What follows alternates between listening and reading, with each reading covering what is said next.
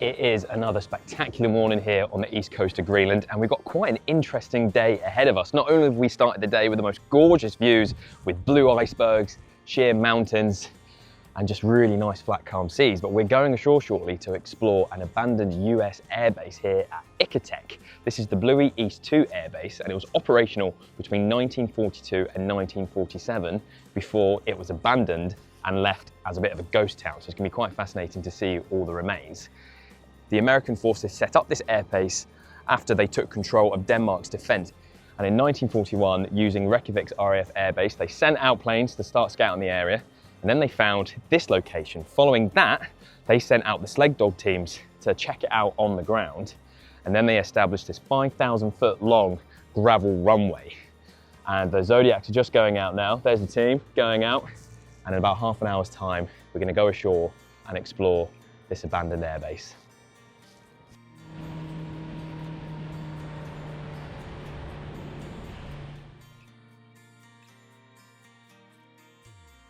Walking along the gravel airstrip now, you can actually see the tire track, all the remains sticking in the permafrost.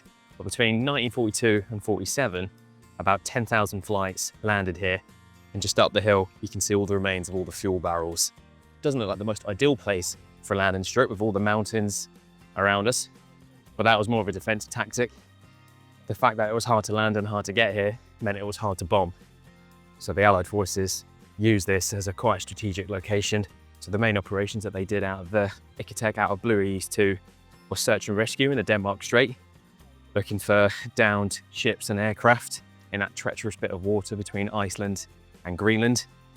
And also it is an important refueling station here for the North Atlantic air ferry. And in that time, thousands of American-built aircraft landed here on their way to help the UK in the war effort.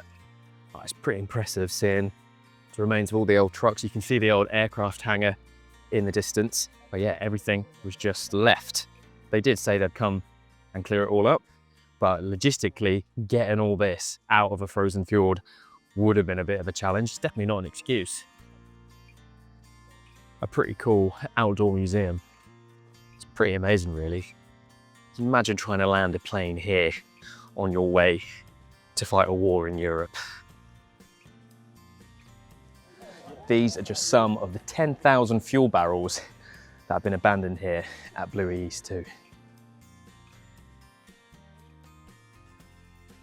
Effectively walking through an airport graveyard right now. The old hangar is just above us.